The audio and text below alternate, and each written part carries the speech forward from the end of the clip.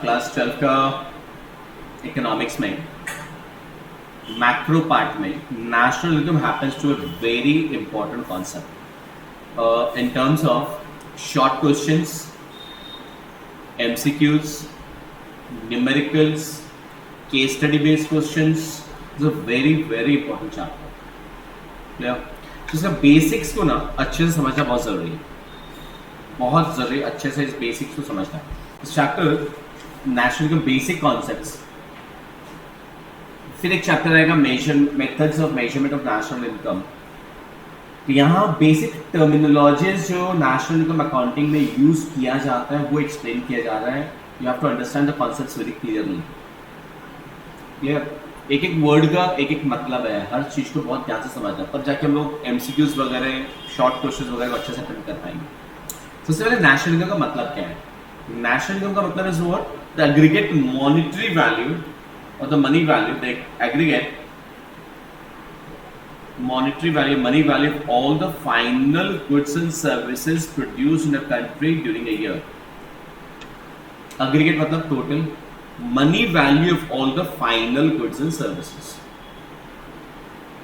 एक कंट्री में एक साल में जितना भी final goods and services produce होते, तो पहली बात है बाय फाइनल वर्ड क्यों? बिकॉज दो तरह का गुड्स होता है, one is intermediate goods, one है फाइनल गुड्स। पहले होता है इंटरमीडिएट एंड फाइनल गुड्स। होता क्या है? इंटरमीडिएट गुड्स है जो गुड्स किसी और चीज के प्रोडक्शन में आगे काम आता है, मतलब जो एंड कंज्यूमर्स कंज्यूम नहीं कर रहे हैं, जो किसी और चीज के प्रोडक्शन में काम आते हैं, that is called intermediate goods. और जो गुड्स एंड कंज्यूमर कंज्यूम कर रहे हैं, यूज कर रहे हैं, they are final goods. Farmer ने खेत में वीट उगाया, गेहूं, वो गेहूं आटा बनाने वाली कंपनी ने खरीद लिया, फ्लावर मिल ने खरीद लिया, तो वो गेहूं is not a final goods, हाँ या ना? वो इंटरमीडिएट गुड्स हो गया। आटा बनाने वाली कंपनी से वो आटा बिस्किट बनाने वाली कंपनी ने खरीद लिया, तो जो आटा बना वो भी फाइनल गुड्स नहीं है, वो भी इंटरमीडिएट गुड्स है। बिस्किट किसी कन्फेक्शनरी वाले ने खरीद लिया केक बनाने के लिए या कुछ और बनाने के लिए, वो बिस्किट भी फिर फाइनल गुड्स नहीं है, फिर तो वो केक फाइनल गुड्स होगा। अब देखो सर, एक चीज फाइनल गुड्स भी हो सकता है, इंटरमीडिएट गुड्स भी हो सकता है, गुड्स के ऊपर डिपेंड नहीं करता, उसके नेचर ऑफ यूज पे डिपेंड करता है। अभी इसी एग्जांपल में समझ में आ जाएगा, क्योंकि अगर वो बिस्किट डायरेक्ट मार्केट में आ जाता, मतलब बिस्किट अगर केक बनाने वाली कंपनी नहीं खरीदती, बिस्किट अगर डायरेक्टली मार्केट में आ जाता, आप खरीदते, तो वो बिस्किट क्या था? Final goods. वो आटा जो आटा बनाने वाली कंपनी ने बनाया, अगर वो बिस्किट बनाने वाली कंपनी नहीं खरीदती, अगर वो आटा डायरेक्टली बाजार में आ जाता, आप खरीद के ले आते अपने किचन में, वो आटा फिर क्या था? फाइनल गुड्स था। कहने का मतलब goods itself is not intermediate final, it's a use to which it is being put to that will decide whether that commodity is an intermediate goods or a final goods. पहली बात तो clear. हम इसमें वापस आएंगे इस definition पे, उसके पहले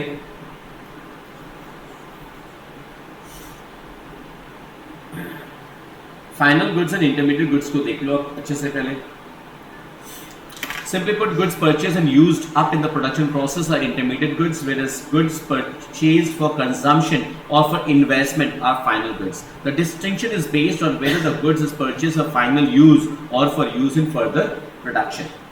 Final goods, all goods which are meant either for consumption by consumers or for investment by firms are called final goods. They are meant for final use, and the final use of such a product is only for consumption or investment.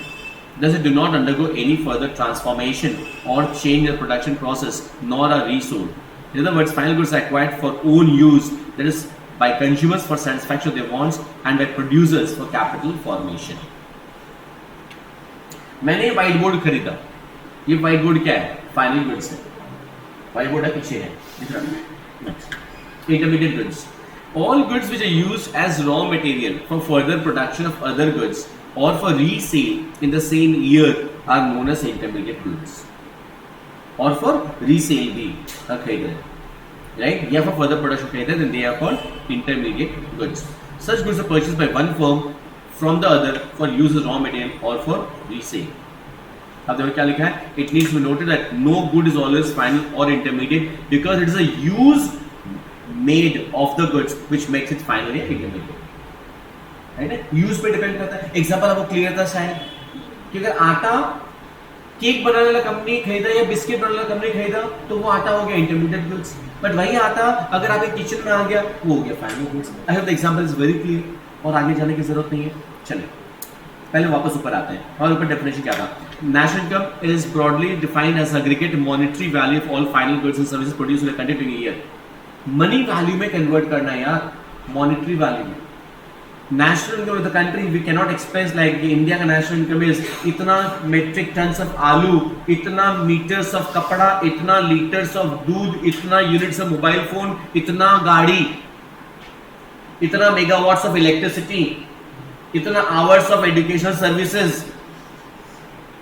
ऐसे थोड़ी major कर सकते किसी country का income. किसी country का income तो रुपया में या डॉलर्स में बताना पड़ेगा ना कि इंडिया का इनकम इतना रुपया है साल भर का, तो मनी वैल्यू में कन्वर्ट करना पड़ेगा. जितना भी गुड्स एंड सर्विस प्रोड्यूस हुआ है उसको करंट प्राइसेस से मल्टीप्लाई करना पड़ेगा, then we get the national income. It is very clear. So thus the four features of national income are: the national income is accounted for one accounting year, of which that's April to March. National income is a flow concept. It is not a stock concept. It's a flow concept, right? Stock and flow concept economics में दो बहुत important concept हम लोग आगे पढ़ेंगे. Sir इस bottle के अंदर जो पानी है आप इसको फ्लो ऑफ वाटर बोलोगे या stock of water? Stock of water, हाँ या ना?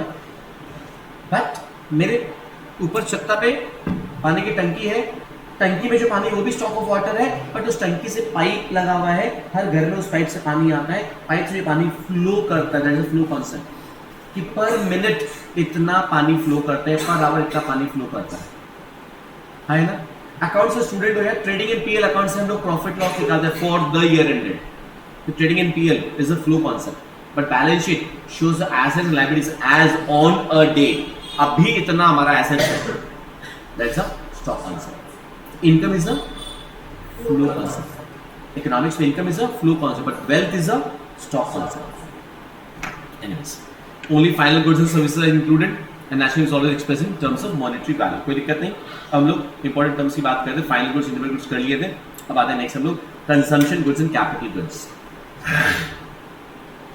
कंजम्पशन गुड्स क्या है? जो कंज्यूमर्स यूज कर रहे हैं. सर कंजम्पशन गुड्स में सर खाने पीने का सामान तो है ही, पहनने का सामान तो है ही, ये भी कंजम्पशन गुड्स है. खाते नहीं है इसको हम, 1 साल खरीदे, 2 साल, 3 साल, 4 साल चलता है. इसका ये नहीं कि जो खत्म हो जाए वो कंजम्पशन गुड्स है. सर ये भी कंजम्पशन गुड्स है. मेरे घर में जो टीवी है वो भी कंजम्पशन गुड्स है. जो कंज्यूमर्स यूज कर, वॉशिंग मशीन है वो भी कंजम्पशन गुड्स है. फर्नीचर जो घर पे है वो भी कंजम्पशन गुड्स है. Goods which are consumed to satisfy current wants of consumer directly are called consumption or consumer goods. Goods which are consumed to satisfy current wants the consumer directly are called consumption or consumer goods. For example, food, shirt, shoes, cigarettes, TV set, radio, pen, etc. are all consumer goods because when used, they satisfy the immediate needs of the consumers. Similarly, services rendered to consumers by hotels, retailers, barbers, cobblers, etc. are consumer services. मैं जो service दे रहा हूँ वो भी consumption goods के definition में आएगा. तो सर्विसेज दे रहा हूँ, बात अलग है, right?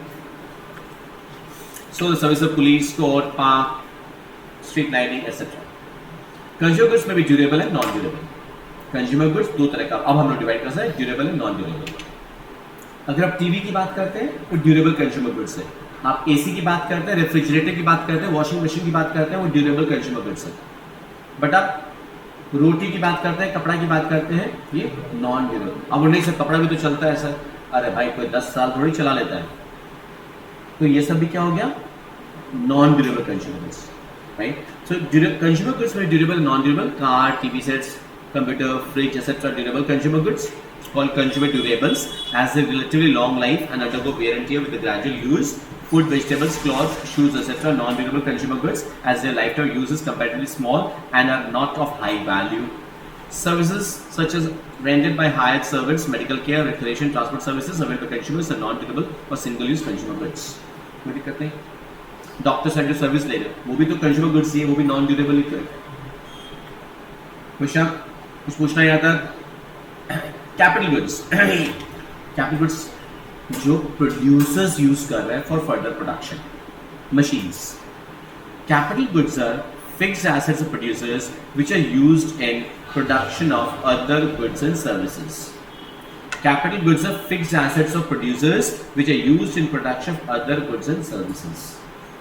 Thus, capital goods are producer goods. Examples are plants, machines, buildings, tools, implements, etc. These are used for generating income by production units. In this regard, some points are worth noting. While capital goods make production of other goods possible, they themselves do not get transformed or merged in the production process. Capital goods generally undergo wear and tear and need repairs or replacement over time. They are crucial backbone of the production process. Capital goods are purchased by business enterprises either for maintenance or addition to their capital stock so as to maintain or expand the flow of production. आज मेरे यहाँ पे ये जो projector है ये क्या है? कैपिटल गुड्स है, राइट? मेरा कैमरा, मेरा DSLR, मेरा लैपटॉप, ये सब क्या है? मेरा कैपिटल गुड्स ही है. मैं भी तो प्रोडक्शन ही कर रहा हूँ, राइट? ये कंज्यूमर गुड्स नहीं है. नहीं, हम यूज कर रहे हैं किस लिए? For rendering service, that is for further production. बात समझना. मैं मेरे घर पे जो टीवी यूज कर रहा हूं वो कंज्यूमर गुड्स है, बट अगर यहाँ पे भी प्रोजेक्टर की जगह टीवी लगा होता वो कैपिटल गुड्स था. या सपोज मैंने घर पे प्रोजेक्टर लगा के रखा, टीवी नहीं, मैं प्रोजेक्टर लगा के रखा टीवी की जगह, वो कंज्यूमर गुड्स है.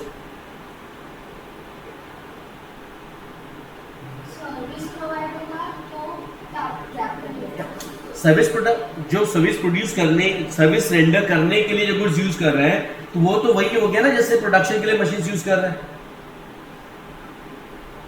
हाँ या ना? आज किसी मैन्युफैक्चरिंग प्रोसेस में जो एसी लगा हुआ है, किसी के ऑफिस में जो एसी लगा हुआ है, सर अगर वो प्रोड्यूसर गुड्स है तो जेटी में जो एसी लगा वो क्यों नहीं प्रोड्यूसर गुड्स है? क्योंकि वो भी तो सर्विस रेंडर करने के लिए ही काम कर रहा है.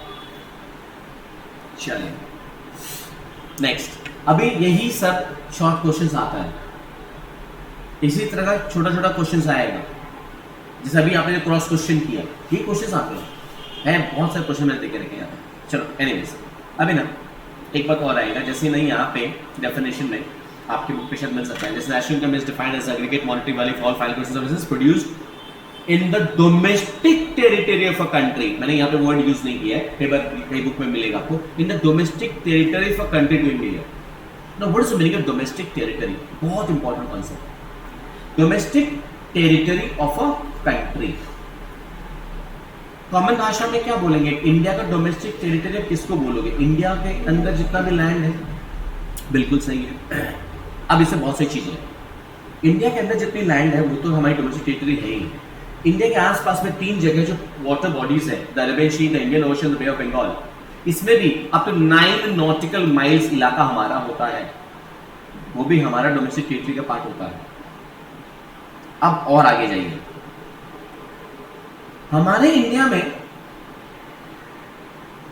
दूसरे कंट्रीज के एम्बेसी ऑफिसेस है. बांग्लादेश के एम्बेसी ऑफिस है, यहाँ पे जापान का एम्बेसी ऑफिस है, यूएस के एम्बेसी ऑफिस है. Thanks to some of the Hindi movies, अगर आप जानते हो उस एम्बेसी ऑफिस में के इलाके में ना इंडियन लॉज एप्लीकेबल नहीं होते हैं. भले ही वो जमीन इंडिया पे है, भले ही वो इंडिया की धरती पे ब्रिटेन का एम्बेसी ऑफिस है, but because of international agreements तो embassy office is not our domestic territory. भले ही हमारी सरजमी पे है वो. That is not a domestic territory of India, that is a domestic territory of US और ब्रिटेन और जापान और चाइना वगैरह. इसका मतलब जापान में जो इंडिया के एम्बेसी ऑफिस है वो हमारा डोमेस्टिक टेरिटरी है. फिर बांग्लादेश में जो एम्बेसी ऑफिस है वो हमारा डोमेस्टिक टेरिटरी है. यूएस में जो एम्बेसी ऑफिस इंडिया का है वो हमारा डोमेस्टिक टेरिटरी है. इसका मतलब कैसा? हमारे डोमेस्टिक टेरिटरी में क्या आएगा? हमारा लैंड सरफेस, हमारे आसपास का पानी का बॉडी तो आएगा ही, प्लस दूसरे कंट्रीज में हमारी जो एम्बेसी ऑफिस है वो भी हमारी डोमेस्टिक टेरिटरी है. एंड हमारे यहाँ से माइनस क्या हो जाएगा? दूसरे कंट्रीज की जो एम्बेसी ऑफिस हमारे यहाँ पे वो हमारी डोमेस्टिक टेरिटरी में काउंट नहीं होगा। अब ये सब बहुत इंपॉर्टेंट है, बिकॉज नेशनल इनकम अकाउंटिंग करते वक्त फिर क्या होगा, हमने क्या बताया, national is broadly defined as aggregate monetary value for final goods and services produced in the domestic territory of a country during the year. इसका मतलब यहाँ पे जो ब्रिटेन के एम्बेसी ऑफिस में जो इनकम हो रही होगी वो इंडिया की नेशनल इनकम का पार्ट नहीं होगा। और जापान में जो इंडिया की एम्बेसी ऑफिस है वहां जो बंदा काम कर रहा है, हमारा बंदा, वहां उसको जो सैलरी मिल रही है वो इंडिया की नेशनल में ऐड होगा। फिर क्यों समझना जरूरी, समझ में आ रहा है? चलो आओ, इकोनॉमिक टेरिटरी और डोमेस्टिक टेरिटरी। इकोनॉमिक और domestic territory is a geographical territory administered by a government within which persons, goods and capital circulate freely. Economic territory or domestic territory is a geographical territory administered by government within which persons, goods and capital circulate freely. Those parts of political frontiers of a country where the country's government does not enjoy this freedom are not included in the economic territory of that country. Those parts of political frontiers of a country where the country's government does not enjoy this freedom are not included in the economic territory of that country. इसलिए याद होगा, भले ही पाकिस्तान में हमारा embassy office है, Pakistani government normally हमारे उस embassy office में इंटरफेयर नहीं कर सकता है। अरे तभी ना हम लोग हमारे डिप्लोमेट्स को बेच के रखते हैं कि वहां पे पाकिस्तान अपना नियम नहीं चला सकता, वहां पे इंडियन लॉ चलेंगे उस एम्बेसी ऑफिस में। वहां पे अगर वो कुछ करना चाहता है पहले उसको इंडियन गवर्नमेंट से परमिशन लेना पड़ेगा, फिर तो ऐसे नहीं कर सकता है। एक्सेप्ट टाइम्स ऑफ वॉर, बात अलग, बदमाशी की बात अलग है, नॉर्मली वो नहीं कर सकता है। अगर वो कुछ करेगा फिर उसका भी यहाँ पे है, हम वहां छोड़ देंगे। Jokes apart. For example, the government of India does not enjoy such freedom in the foreign embassies located within India. So these foreign embassies are not treated as part of economic territory of India. For example, the American embassy in India is a part of economic territory of America. Yeah? The American embassy in India is a part of economic territory of America. Similarly, the Indian embassy in America is a part of economic territory of India. चलो, scope of economic territory. Economic territory के scope में क्या क्या आता है? It includes the following components: political frontiers of a country, including its territorial waters and airspace. हमारे ऊपर जो आसमान है वो भी हमारा है बेटा। हमारे यहाँ से तुम्हारा फ्लाइट हमारे परमिशन के बिना नहीं जा सकता, हम चाहे तो रोक सकते हैं उसको। इंडिया के सरफेस के ऊपर जो एयर स्पेस है वहां से जब तक हम परमिशन नहीं दे तुम्हारा फ्लाइट नहीं जा सकता है। हमारे रडार से हमारे से परमिशन लेके जाना पड़ेगा। तभी ना होता है ना कि अगर कोई पाकिस्तान, हिंदी मूवीज नहीं देखेगा, कोई पाकिस्तानी एयरक्राफ्ट अगर मिलिट्री एयरक्राफ्ट हमारे एरिया में आ जाता है तो उसको मार के गिरा सकते हैं, उसको बिना वार्निंग के मार के गिरा सकते हैं। क्यों? हमारे एरिया में आया, हमारे इलाके में आया, right? Anyways, so political frontiers of a country including its territorial waters and the airspace, ships and aircrafts operated by the residents within 2 or more countries. Ships and aircrafts operated by the residents within 2 or more countries. For example, aircrafts operating under Air India services between different countries are treated as economic territory of India. मतलब Indian airlines का flight जो यहाँ से US गया है वो aircraft भी India का है। यूएस गवर्नमेंट उस फ्लाइट पे कुछ भी एक्शन नहीं ले सकता हमसे पूछे बिना, क्योंकि वो हमारा भले ही वहां पे लैंड किया है, भले ही अभी वो सपोज हमारा फ्लाइट लंदन में लैंड किया तो ब्रिटेन गवर्नमेंट कुछ नहीं कर सकता जब तक हमसे परमिशन नहीं ले, क्योंकि वो फ्लाइट हमारा economic territory. Fishing vessels, oil and natural gas rigs operated by the residents in the international waters or other areas over which the country enjoys exclusive rights or jurisdiction. Embassies, consulates, military establishments of the country located in other countries, for example, Indian embassy in USA, China, Pakistan, or in any other country to be treated as economic territory of India. Similarly, American embassy in India is a part of economic territory of America. Clear है? चलो next. बहुत important concept होता है resident और normal resident of a country. National accounting में ये बहुत important concept है कि इससे भी रिलेटेड बहुत सारे केस स्टडीज आएंगे।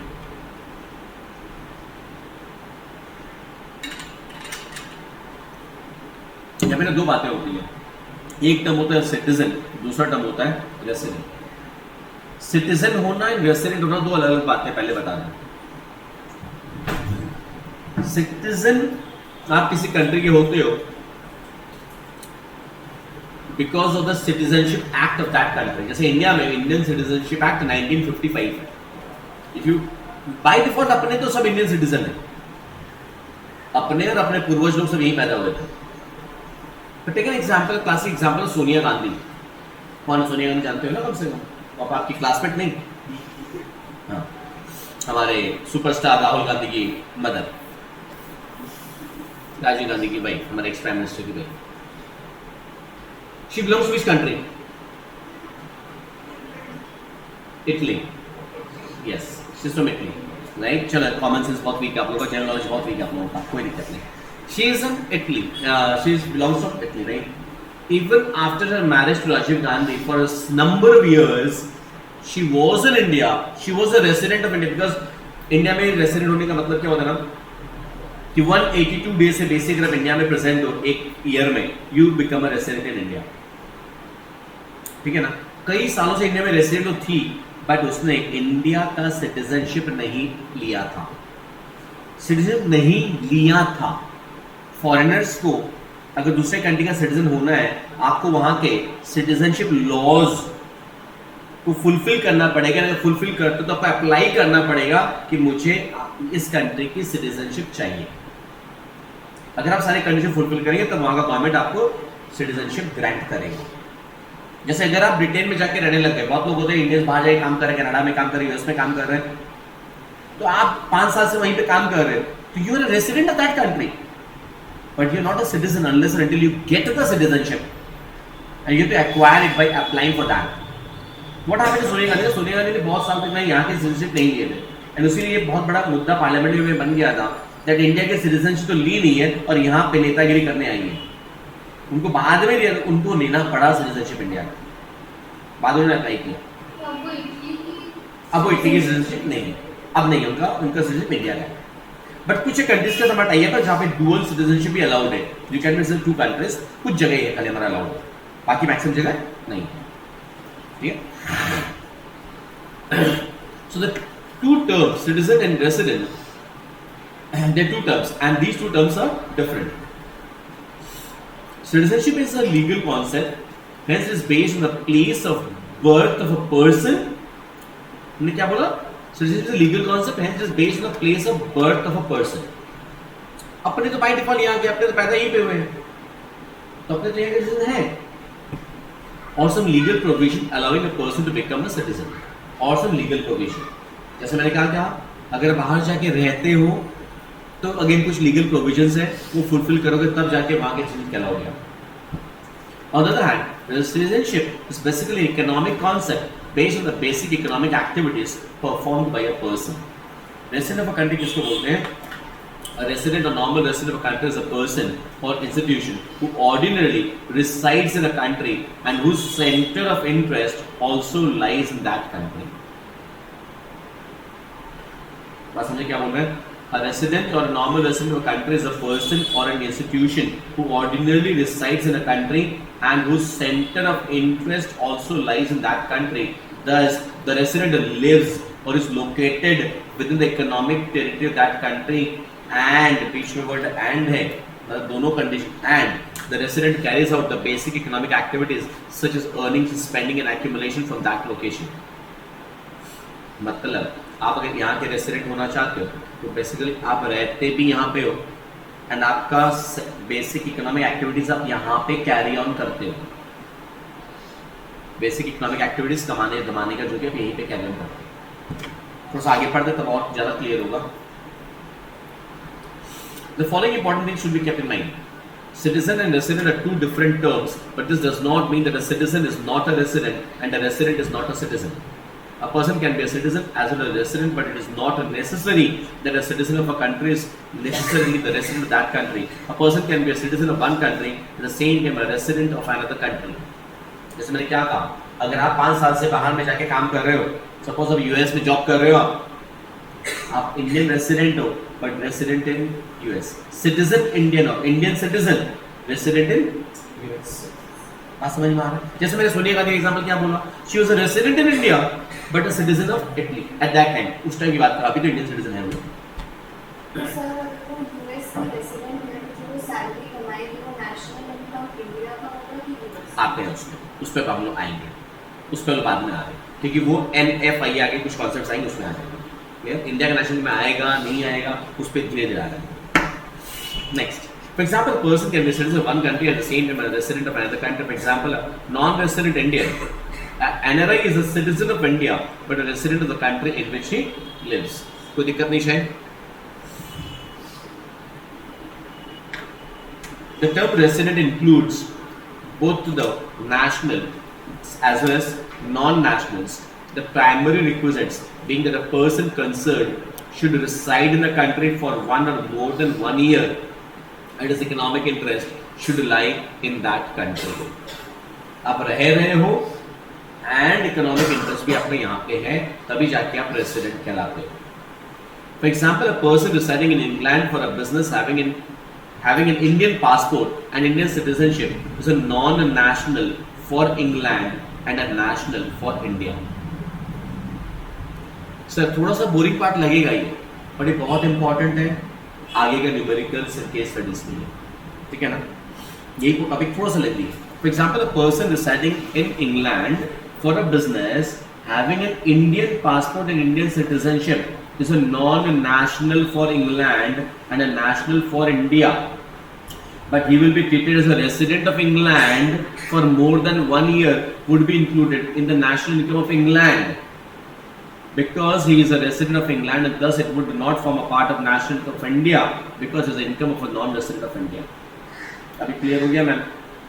अगर आप साल भर से बेसी से अगर आप यूएस में जॉब कर रहे हो, भले ही आप इंडियन सिटीजन हो, बट आप रेसिडेंट कहाँ के कहलाओगे? यूएस में, इंग्लैंड के कहलाओगे, यूएस के कहलाओगे, जो भी, तो आपका इंडिया का नेशनल इनकम में वो ऐड नहीं होगा। अभी तक हम लोग ये पढ़ा, आगे कुछ और बताएंगे, तो कई तरह का कॉन्सेप्ट होता है उसमें। Indian citizens, next important concept आइए। Indian citizens working in the offices of international organisations like वर्ल्ड बैंक, IMF, UNO। यूएनओ का full form? Thank God, at least one person responded. It's United Nations Organization. Very good. And what is IMF? What is IMF? International Monetary Fund. हम लोग क्या बात कर रहे हैं? Indian citizens working in the offices of international organizations such as World Bank, IMF, UNO. मैं international किसी company की बात नहीं कर रहा हूँ, क्योंकि प्राइवेट फर्म्स की बात नहीं कर रहा हम लोग यहाँ पे, इंटरनेशनल ऑर्गेनाइजेशंस की बात कर रहे हैं। ऑर्गेनाइजेशंस, इंटरनेशनल ऑर्गेनाइजेशन की बात कर रहे हैं। Indian citizens working in the office of international organisations such as World bank, IMF, UNO etcetera located in India are to be treated as residents of India. बात समझिएगा। वर्ल्ड बैंक का office India में, for example, या IMF का office, कोई एक office यहाँ पे है, उसमें जो इंडियन सिटीजन काम कर रहा है वो इंडिया का रेसिडेंट ही कहलाएगा। But the foreign citizens working in the offices of international organisation located in India will not be treated as resident of India. बस मैं किसी फॉरेन बैंक की बात, मतलब मैं किसी फॉरेन कंपनी की बात नहीं कर रहा हूँ, मैं किसी फॉरेन प्राइवेट सेक्टर बैंक की बात नहीं कर रहा हूँ। सपोज बार्कलेस बैंक है, मतलब कोई इंग्लैंड का बैंक है जिसका इंडिया में ऑफिस है, राइट? उसमें अगर कोई फॉरेन सिटीजन काम कर रहा है, वो स्टिल इंडिया का रेसिडेंट ही कहलाएगा। बट हम यहां पे बात कर रहे हैं किसकी? International organisations, international organisation, World bank, IMF, UNO, इस तरह के ऑर्गेनाइजेशन की बात कर रहे हैं। उसमें अगर कोई इंडिया में ऑफिस होगी और उसमें अगर कौन काम कर रहा है? फॉरेन सिटीजन काम कर रहा है, तो भले 2 साल से यहाँ पे है वो बट इंडिया का रेसिडेंट नहीं कहलाएगा। इंटरनेशनल अग्रीमेंट है इसको लेकर। लेकिन अगर वही इंडिया में UNO का ऑफिस है, उसमें अगर आप और हम काम कर रहे हैं, हम लोग इंडिया के रेसिडेंट कहलाएंगे। बात समझ में आ रहा है? Indian residents working in the office of international organization located in India are to be treated as resident of India, क्योंकि आप इंडियन सिटीजन भी हैं, इंडिया के रेसिडेंट कहलाएंगे।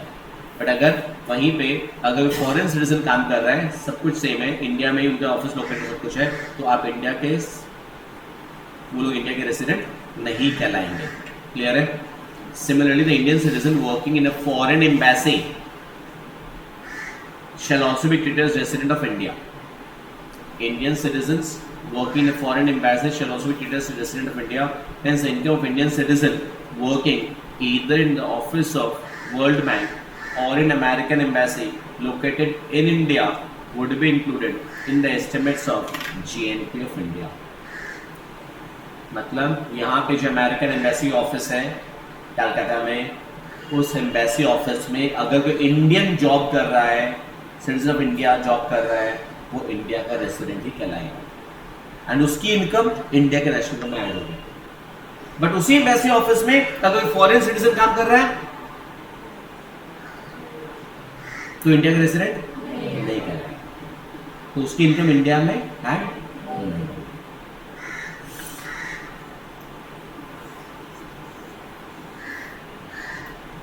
Thus, all individuals living within the domestic territory of a country are residents except the following persons. Thus, all individuals living within the domestic territory of a country are residents of a country except the following. क्या? Foreign visitors and travelers visit the country for holidays, recreation, medical treatment, study tours, business tours, sports events, attending conferences. अगर foreign से कोई आदमी यहाँ पे आया है, घूमने फिरने के लिए आया है, मेडिकल ट्रीटमेंट के लिए आया है, स्टडी टूर पे आया है, तो वो लोग इंडियन रेसिडेंट नहीं कहलाएंगे. पॉइंट नंबर बी ध्यान से, border workers who cross the border between two countries regularly. Sir India and Pakistan का जो बॉर्डर है, हिंदी मूवीज कई बार देखे हो, उस पार से आदमी रोज इधर आता है, भेड़ बकरियां चलाता है, चला जाता है. नेपाल के बॉर्डर पे बहुत से वर्कर्स हैं जो इंडिया डेली आते हैं, यहाँ पे मजदूरी करते हैं, चले जाते हैं. बांग्लादेश बॉर्डर में ऐसा होता है, दिल्ली आके काम यहाँ कर रहा है बट दिल्ली चला जा रहा है.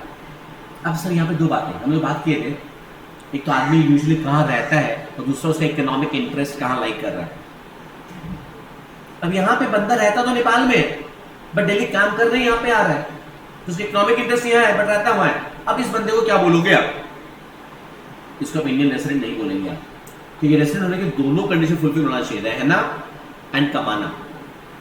या दोनों कंडीशन को फुलफिल होगा तो आप इंडिया के रेसिडेंट हैं. बराबर है?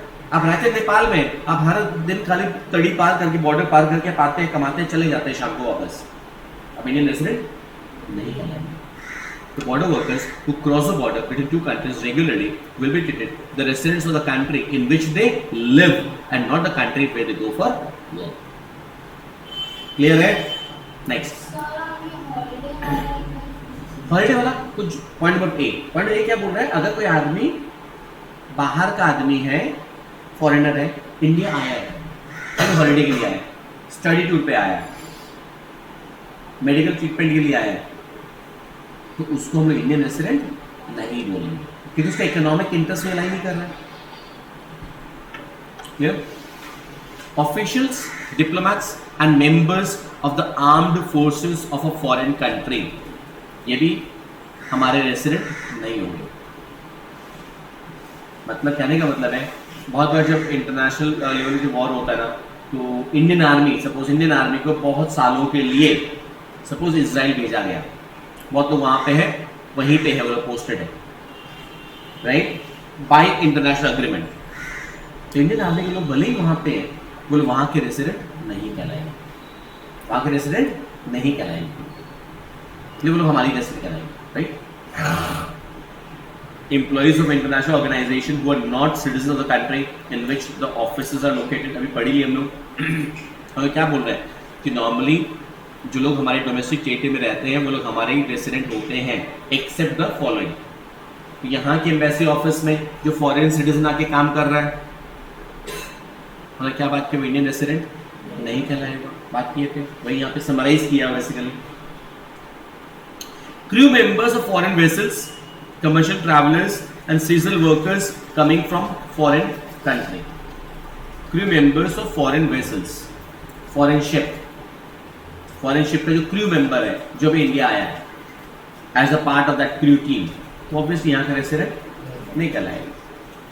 Medical patients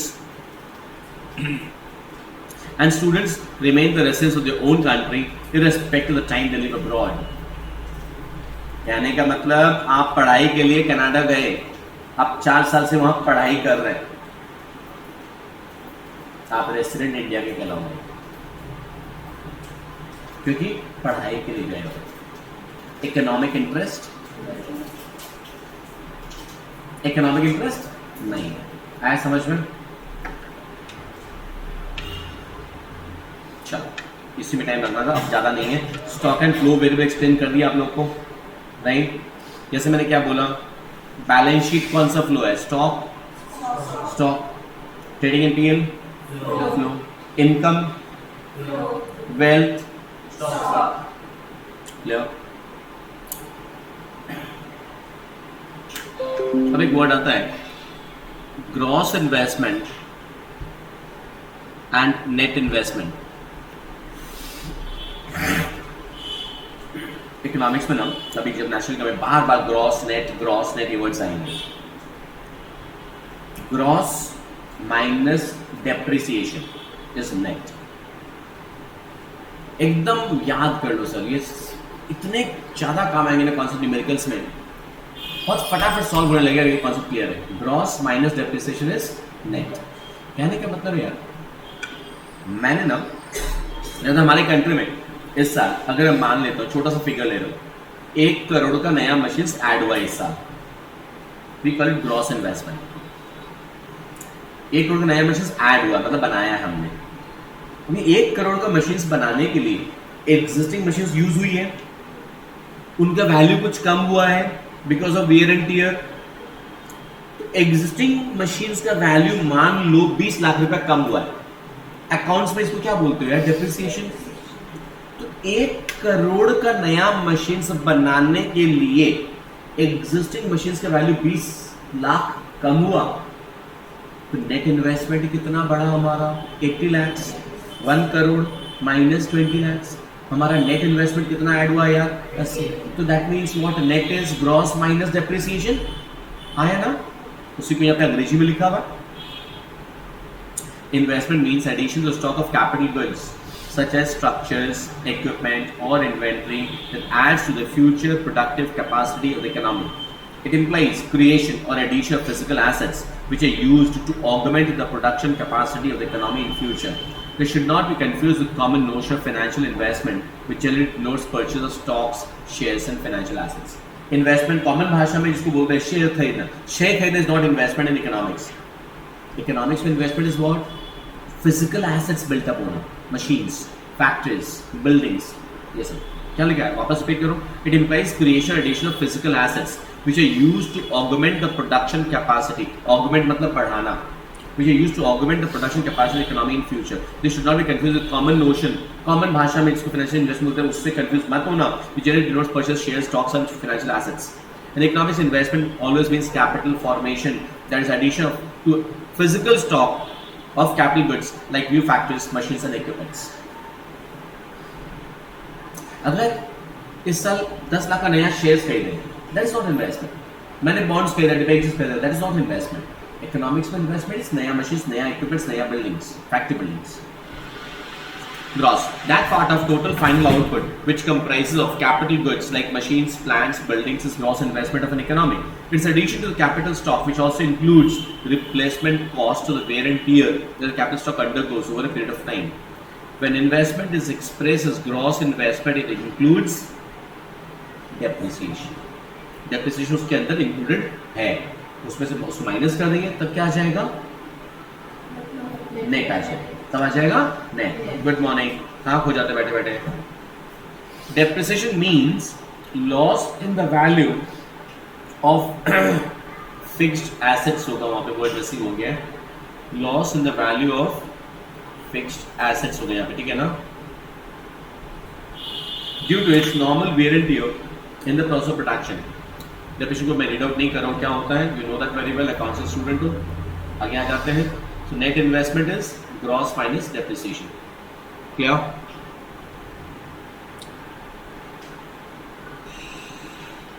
अब नेशनल इनकम एग्रीगेट्स एंड ये सब में ना यहाँ कॉपीज दिखाओ, कॉपीज है कि नहीं? खोलो.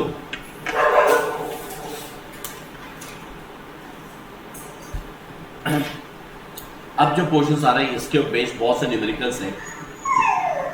3 वर्ड्स होते हैं यहाँ पे, एक होता है ग्रॉस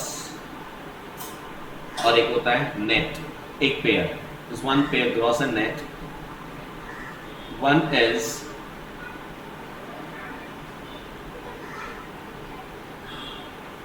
एक पेयर है डोमेस्टिक एंड नेशनल, और एक पेयर है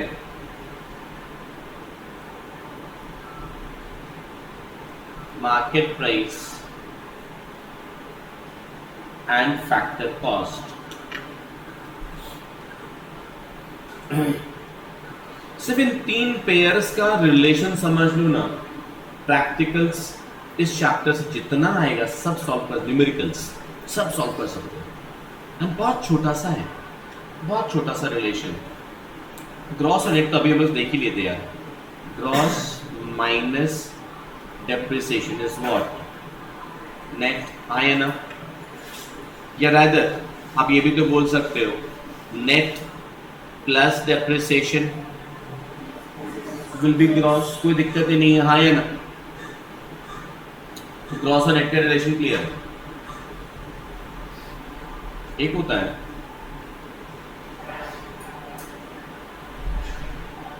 national and domestic. National is equals to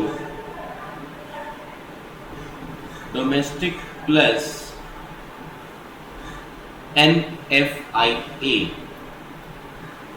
NFIA stands for net factor income from abroad. Net factor income from abroad.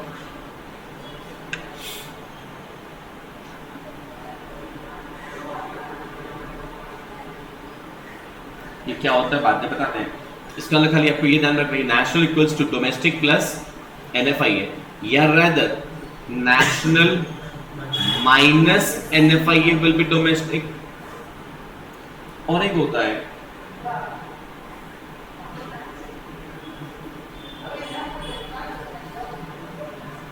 Market price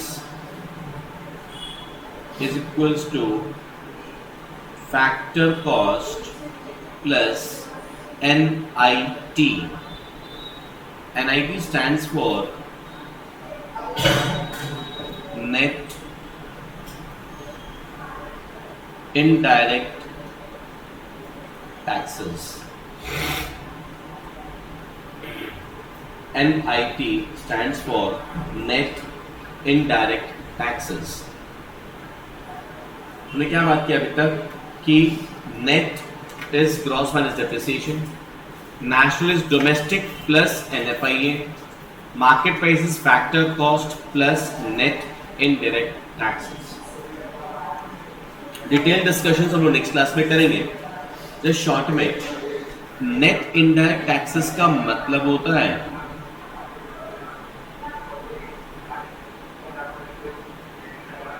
indirect tax minus subsidy. Indirect tax minus subsidy is net indirect taxes.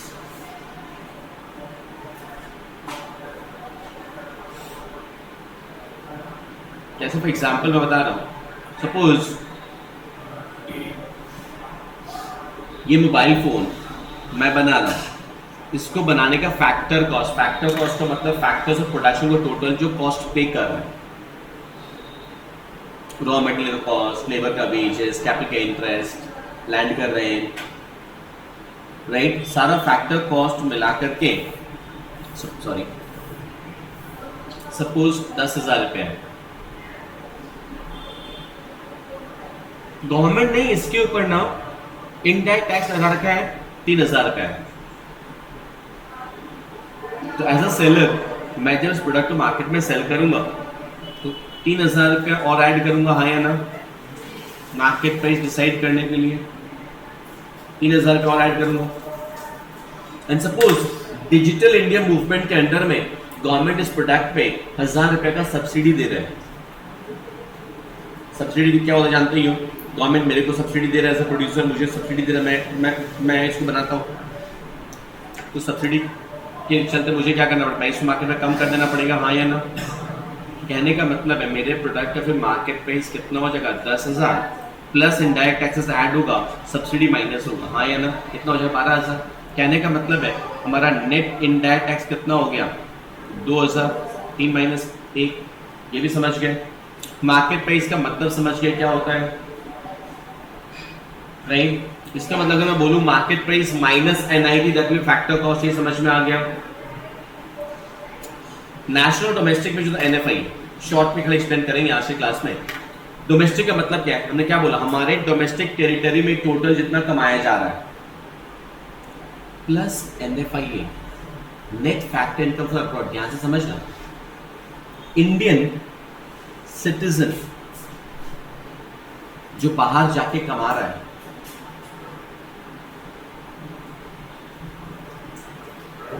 वो हमारे income में add करेंगे हम, और in foreign citizen जो यहां आके कमा रहा है उसको माइनस करेंगे। Then that is called NFIA, net factor income from abroad. Domestic में जब हम एनएफआईए ऐड कर देंगे then that will be national. कहने का अगर एनएफआईए पॉजिटिव है कि इंडियन बाहर जाके कमाए हैं वो ऐड करना है,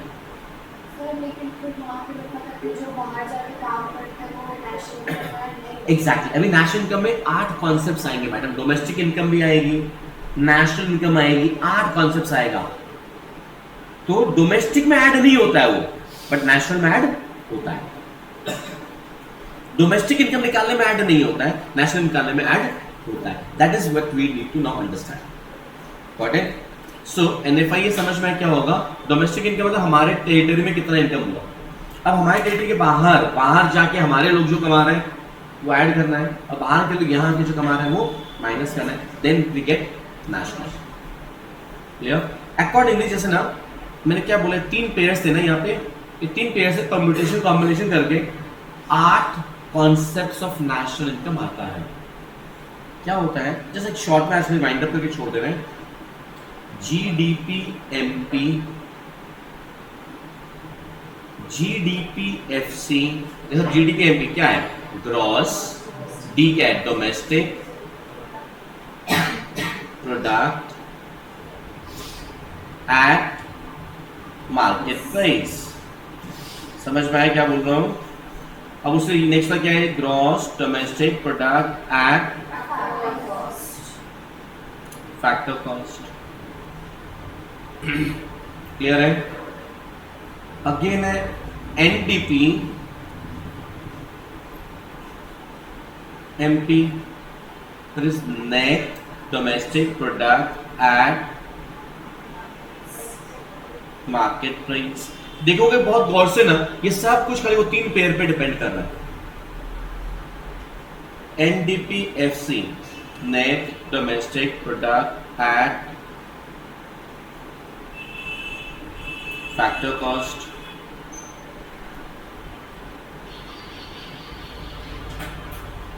जीएनपीएमपी, gross national product at market price, and NPMP, net national product at market price।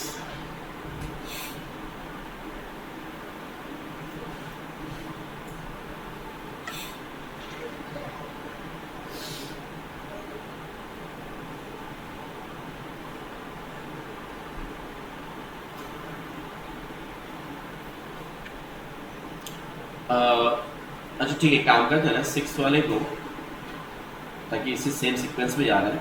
6 वाले को जीएनपीएफसी कर देते हैं, ठीक है। तो gross national product at factor cost 6 हुआ अभी तक। नेक्स्ट एनएनपीएमपी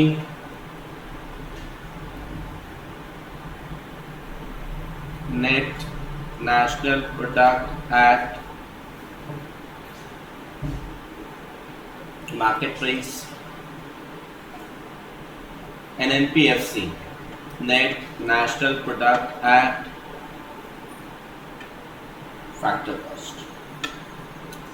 8 कॉन्सेप्ट है पता है, एंड इसमें से ना any permutation combination can be given. एक दे देगा, कुछ और चीज देगा, दूसरा तीसरा चौथा पांचवा कुछ भी निकालना है, एक देगा बाकी सातों निकालना है। ये सब कुछ आप सॉल्व कर सकते हो सिर्फ और सिर्फ अगर आपको बेसिक तीनों रिलेशन ध्यान में रहे। Clear? Gross, net, market price, factor cost, domestic and national, खाली वो रिलेशन ध्यान में रखना है। ये आठों थोड़ा सा back to homes, study this concepts from your book. Clear? ये तो कॉन्सेप्ट को पढ़ के आना है, याद रखना एक एक क्लास और एक्स्ट्रा ऐड किए for revision cum test. Clear? तो करके आना है, एंड बेसिक क्वेश्चंस घुमा फिरा के पूछेंगे, बट कॉन्सेप्ट लर्न किया हुआ है, कोई दिक्कत नहीं है। Thank you.